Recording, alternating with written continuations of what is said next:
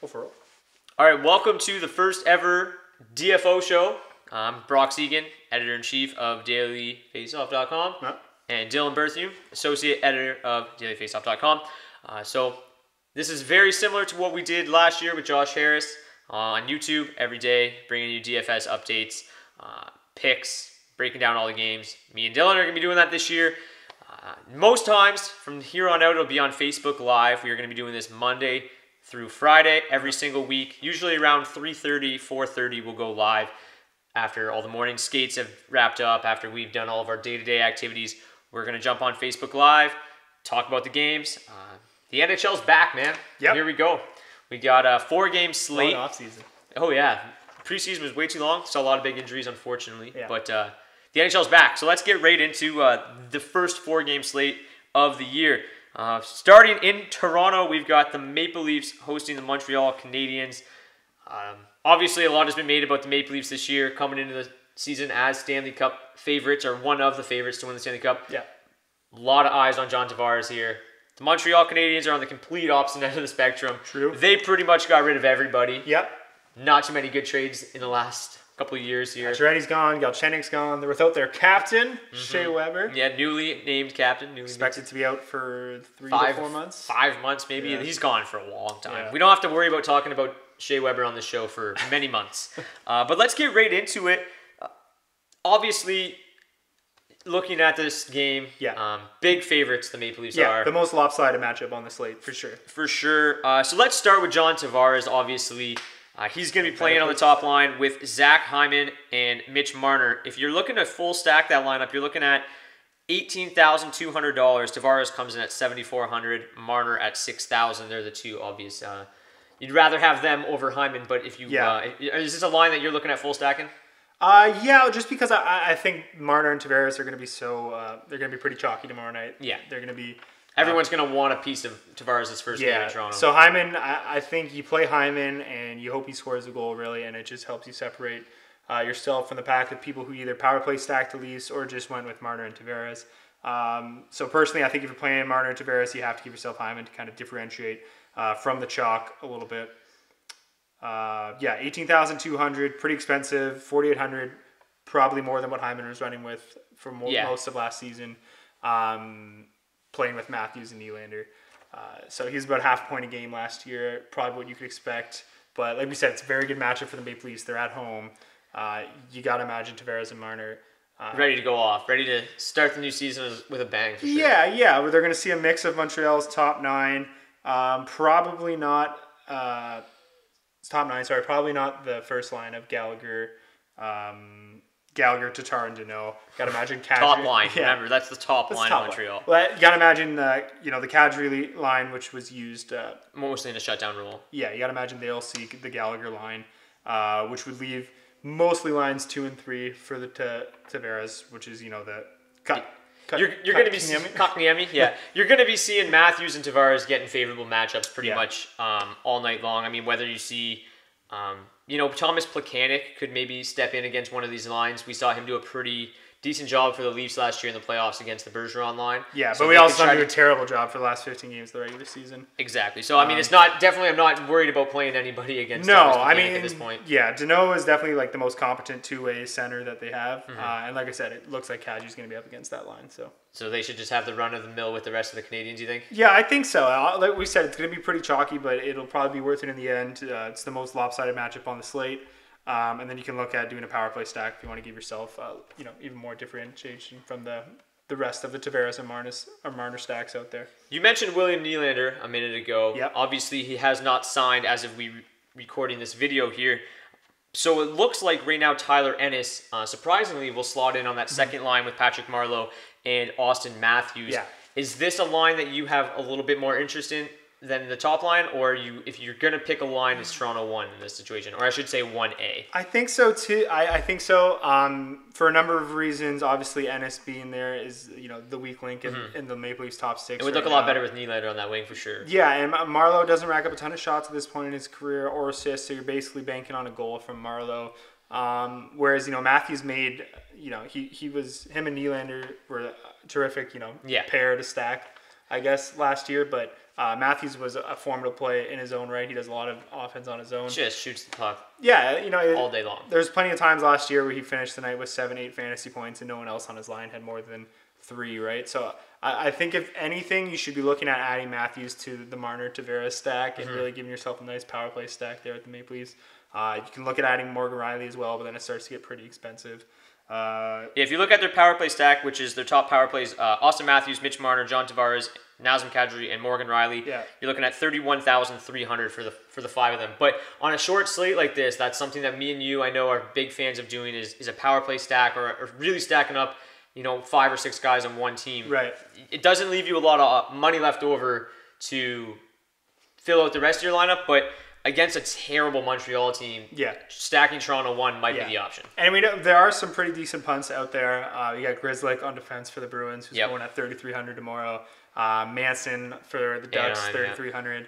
Should be on the top pair, if not in the top 4. Even Kotkaniemi, he's the big one. That we've talked about a little bit already. Yeah, DraftKings sleeping on him a little bit. Probably didn't realize that he was going to make the team, and now he's set to play in the top 6, and he's going for the minimum price tomorrow. $2,500. At $2,500, which is something you just don't see during the regular season. The guy. Yeah, this is going to be a one-time thing probably. Even if he gets one shot on goal in his debut, it should be over 3,000. At least in the low to mid 3,000s by the second game. And he's no slouch. I mean, he went 3rd overall in the draft this summer. Yeah, there's a lot of upside there, made the team for a reason. He's not playing with, a bad player, Jonathan Drouin. He should be just fine there. Should get some chances. So at the minimum price, $2,500. Kotkaniemi's another decent punt. If you're going to spend all your money on the Maple Leafs power play, or maybe even the Sharks power play, which we'll talk about a little bit later in the show. So let's move over to the Montreal side. Outside of Kotkaniemi, do you have any interest whatsoever? I mean, if you catch yourself in a situation, I think Gallagher's a decent one-off play. He shoots the puck a lot. Yeah. He's their best bet to score tomorrow night. But other than that, I think the Kadri matchup is going to be kind of tough for them at 5v5. You could pair Drouin with Kotkaniemi if you get yourself in a similar spot like that. Yeah, like if you want to fade the Leafs altogether, I mean, going with a small stack of Kotkaniemi and Drouin might not be... I don't think it's anywhere near worth it to add Joel Armia to that stack. No. Even for just $3,900. And then I guess you could always punt Petrie too if you have a little bit more extra money to spend on your last defenseman. But other than that, I think that's where we draw the line there. It's pretty if much. You want to go for the contrarian play, you can play Price and hope he has. He's the lowest starter or projected starter at 7,000. So I mean, if you want to get crazy with it, but still Carey Price. He is still Carey Price. Had a horrible year last year, but terrible. He is Carey Price, and I think the Leafs are going to be really chalky in this situation. I think the Sharks are going to be really chalky. Just because so much hype around these two teams right now, especially the Sharks, the addition of Erik Karlsson. But we'll get into that a little bit more later in the show. Let's move on to the second game. All right, the second game is the reigning Stanley Cup champion, Washington Capitals. Seems weird to say that. We haven't gotten a chance to say that in ever. Feels right. And then the Boston Bruins will head to Washington for their first game of the season. One thing that we will be doing a lot of on this show and on the website this year is like talking about line matching, how coaches use their lines against the opposition when they're on home ice and who's got the advantage where. We didn't obviously talk about that very much when it comes to the Maple Leafs and Montreal Canadiens, but that's simply because the Maple Leafs don't really have anybody right now that have even played together much last year. Obviously, the addition of Tavares, he's never played with Marner. Yeah, no Nylander with Matthews. Yeah. And then Montreal is basically brand new as well. I mean, every one of those lines has a player on it that wasn't there last year. Yeah. So it's hard. Danault and Gallagher played just 30 minutes at 5v5 together. Kadri didn't play with either of Levo Brown last year. And then obviously Tavares wasn't there, but Marner and Hyman didn't play together at all. Hyman was with Matthews and Nylander all year. And then same with Matthews and Marleau. So there's just nothing to go off of in those games. You kind of just got to look at the sum of the whole and look at the individual parts and kind of add it together. Exactly. You can, the most average fan can look at Tavares and Marner and be like, yeah, it's a decent stack. It's going to work. Yeah. So we'll start with Washington. The top line in Washington right now is Alexander Ovechkin and Kuznetsov are obviously together. Right now, it looks like Brett Connolly will skate on the right wing there because it seems like Tom Wilson's going to be suspended. Shocker there. So that allows Brett Connolly to be a very nice punt option on the first night of the season, especially with some very high-priced targets around him and just around the slate. Brett Connolly comes in at $3,500. Evgeny Kuznetsov 6,400, Alexander Ovechkin's 8,000. So that whole line to stack is 17,900. Yeah. And if you look last year with Ovechkin and Kuznetsov, they played 557 minutes together at 5v5 and averaged 30 scoring chances, 4 per 60, and 30 again. So a lot of high chance hockey when those two are on the ice. They shoot the puck a ton. They generate a lot of scoring chances, but they also allow a lot of offense against them. The one thing to really keep an eye on in this matchup is Boston 1. Obviously, they are one of the most dominant lines in hockey, do a tremendous job of shutting the opposition down while also generating a shitload of chances. But it looks like Washington 2, which is Nick Backstrom, Jakub Vrana, and TJ Oshie, will draw most of the assignment on Boston 1. So that will allow this Ovechkin line to stay away from them a little bit. Does that make you interested in the Washington 1 at all? Not really, because we can look at Ovi and Kuznetsov, and they're two guys who really do a lot of their damage on the power play with the man advantage. Yep. And obviously they convert at a higher rate of the scoring chances. They don't need to maybe generate as much at 5v5. But at the same time, yes, they dodge Boston 1, which is huge, but that's just what makes Boston so strong. You look at their second line. Krejci and DeBrust had 580 minutes together last year and allowed just 22 scoring chances against per 60. So that's a pretty stout defensive line as well. Obviously, it doesn't have the same offensive pushback that Bergeron, Marchand, and Pastrnak do. But I think you just look at the prices. Ovi's the most expensive player on the slate at $8,000. It just doesn't really seem worth it to me. And I don't think it's really going to be that much of a contrarian play either. They're not going to be the shock that the Maple Leafs are. Yeah, but they're still the Cup champions. Alexander Ovechkin averaged over 4.5 shots per game last year. Yeah. I think there's always a bit of a safe play when you're playing Ovechkin, but you just have to invest so much money into him. Yeah. I think I really want to avoid him tomorrow night. Their power play stack, the full power play stack, is the most expensive on the slate. Makes it really hard to play Ovi tomorrow. I just don't love the play. I don't think it's a great matchup for them against Boston. They were fortunate enough to dodge him in the playoffs last year. I think it would have been a really tough matchup for them in the conference finals.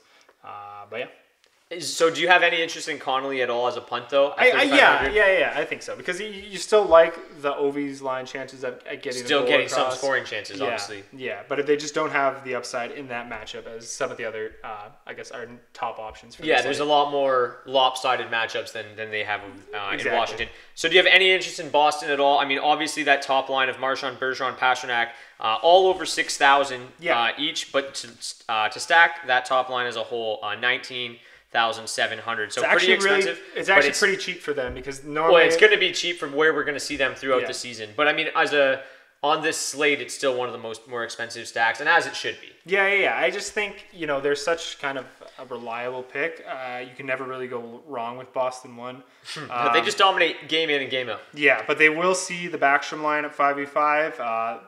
Washington 2, 477 minutes last year with Vrana, Backstrom, and Oshie, and they gave up just 24 scoring chances against per 60.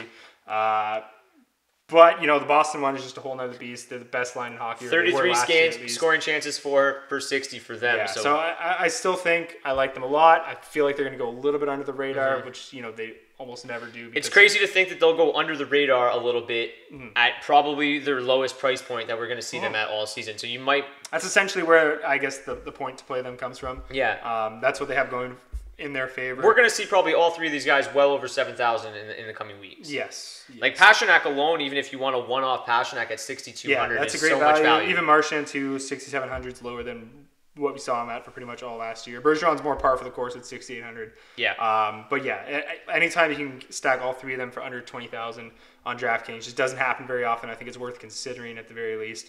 And maybe playing a contest or two featuring Boston 1 because there's always a potential that they're going to go off for sure. And then, do you have any interest at all in Boston 2? I mean, coming in as a full stack at 13,700. No, I think they're more of like I said, they're very stout defensively. I think they'll do a decent job of maintaining Ovechkin at 5v5, but at the end of the day, that's their goal for the night is just maintaining the opposition. I don't think there's a lot of offensive let Bergeron, Pastrnak. I don't think there's a lot of upside for them in this matchup. Don't disagree with you at all.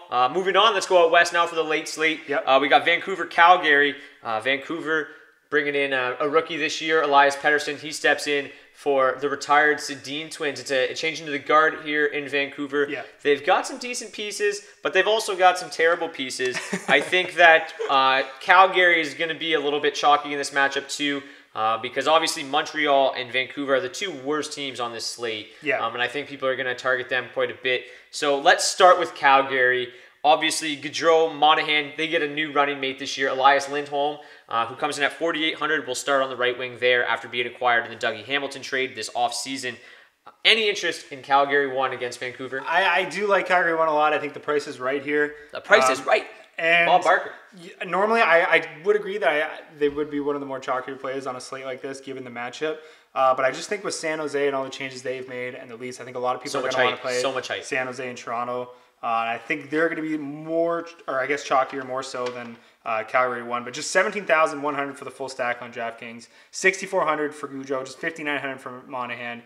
Lindholm slightly overpriced at 4,800, I would say, but that comes with the territory of playing with the top line. And the good thing is he's also on that top power play unit right now, which is again reasonably priced for just 27,500 for the full power play stack. That's the top line plus Tkachuk and Giordano. Yeah. So I really like Calgary. I think it's a great matchup, and I think it's going to go a little bit under the radar because with San Jose and Toronto on the slate making their debuts, making their waves, their overhauled rosters. So yeah, I like Calgary a lot. If we're talking matchups, kind of seems like they're going to be looking at the Sutter line mostly at 5v5, but they'll probably also see a lot against the Horvat line as well.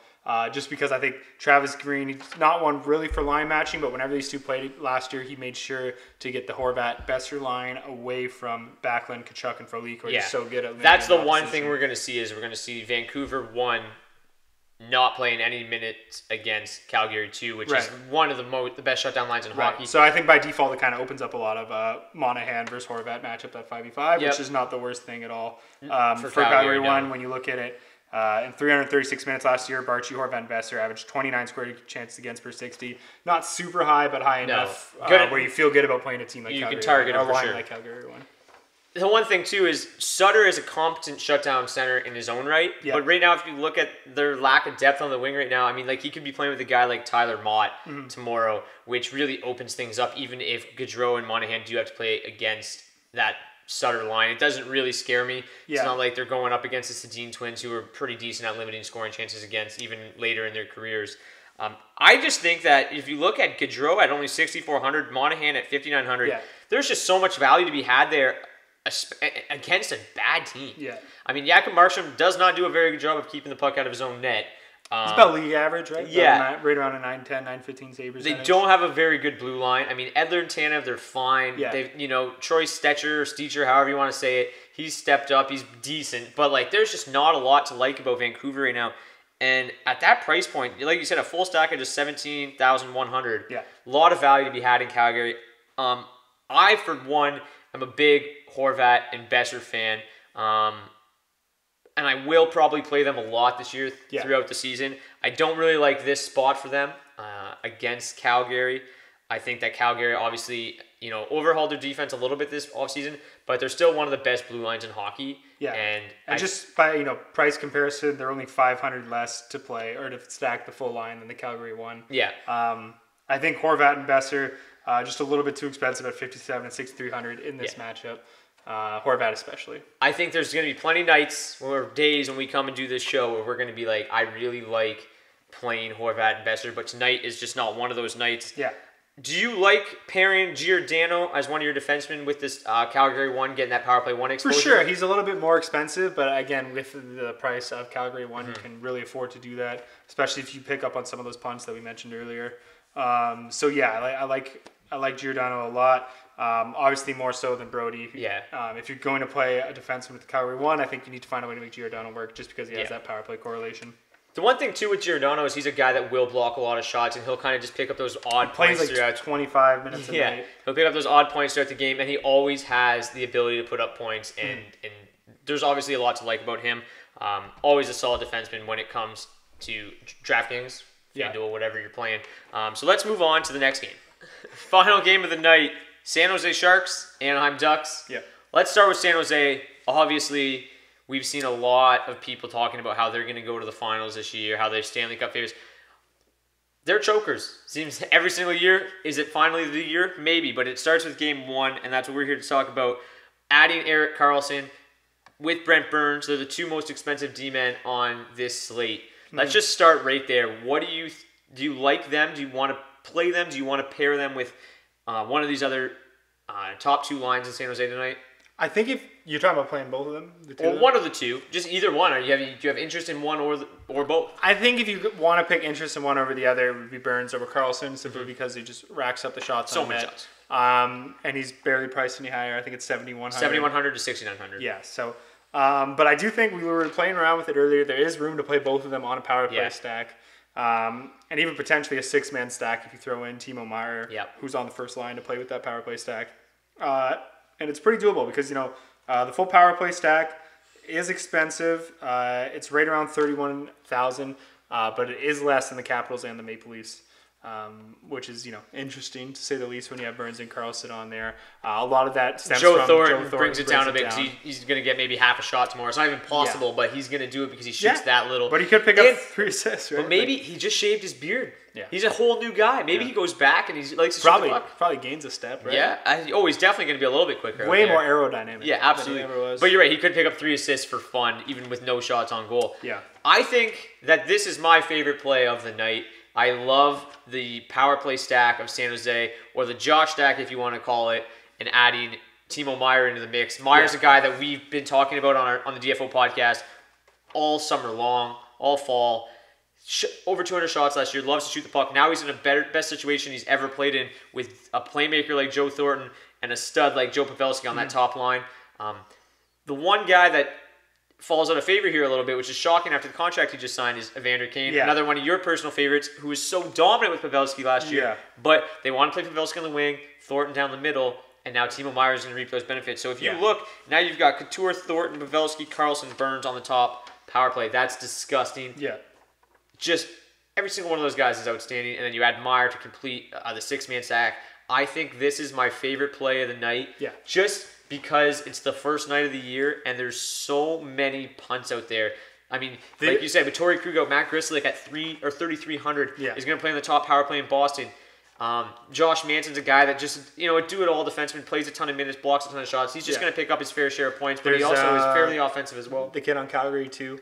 Valimaki? Am I saying that right? Juuso Valimaki's at also minimum price. And not that he's really expected to do anything or contribute at all tomorrow, but he's an offensive defenseman who could still see 10 minutes, 11 minutes, and he can make a bit of a difference. Yeah, and honestly, as the season goes on, you just won't see guys priced at the minimum that are actually in the lineup. It very rarely happens. The guys that are because DraftKings are sleeping, and I think that's what's happened here. Oshiganov is the other one on the Maple Leafs who is expected to play tonight, also priced at the minimum.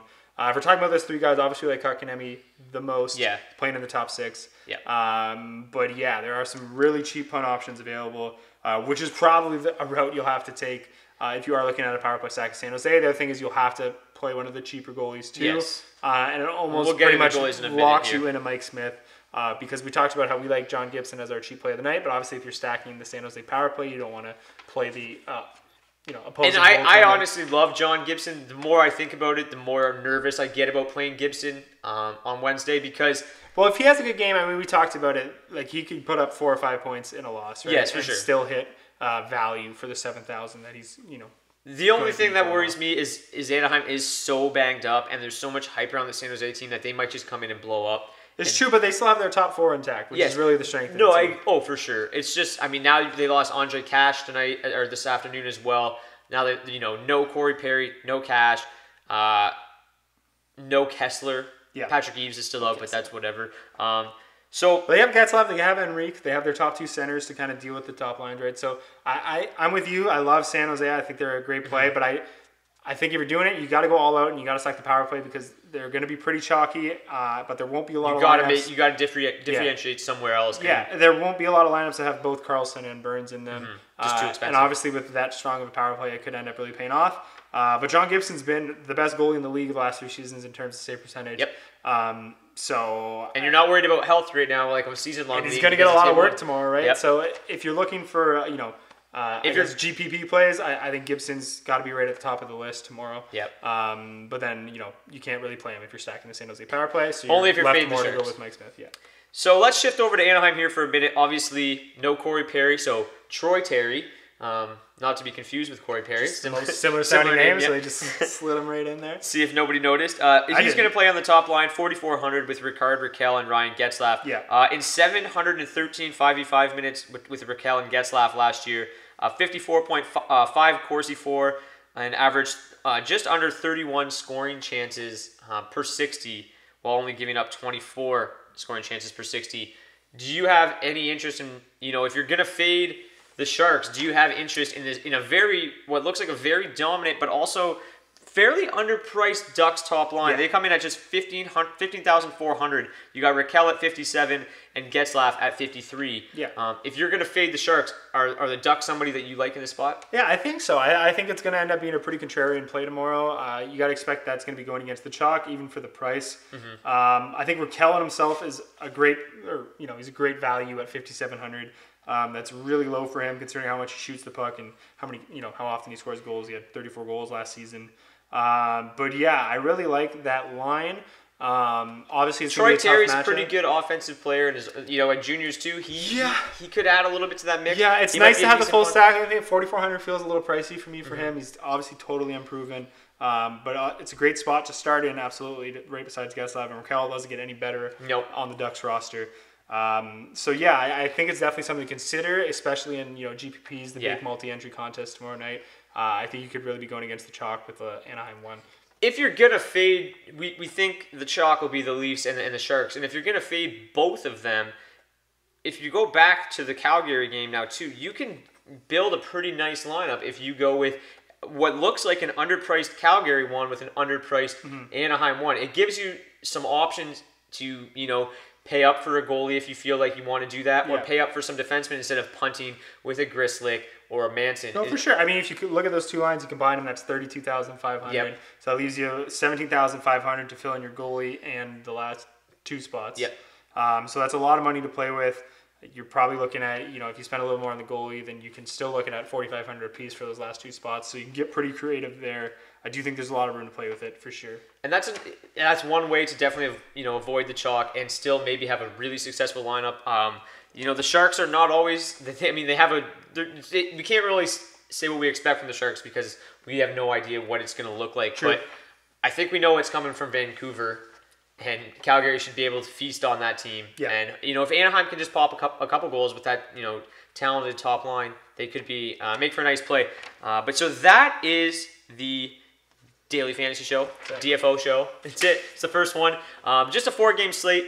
Just a reminder, we are going to go live usually between 3:30 and 4:30 on Facebook. We'll start this Thursday with that. Yeah. What we're going to do is tweet out before the show. If you guys have any questions before the show, ask them before on Twitter. We'll get to them on the show. Yeah. But then there's a live chat on there, and if you have any pressing questions about what we're talking about, we'll try to address the questions on the show. For sure. We are going to try to keep it shorter rather than longer as much as possible. So on nights where there's 12 games, we might not take a deep dive into every single game because sometimes there's just games that you don't really think you're going to target that much. Yeah. So we're going to kind of try to talk about just the games that we like, the people we want to target to help you guys win some money. I hope you guys enjoyed the first DFO show. It's only going to get better. It's only going to get better from here, for sure. So anyways, if you guys enjoyed it, please like our Facebook page, and we'll see you guys here on Thursday.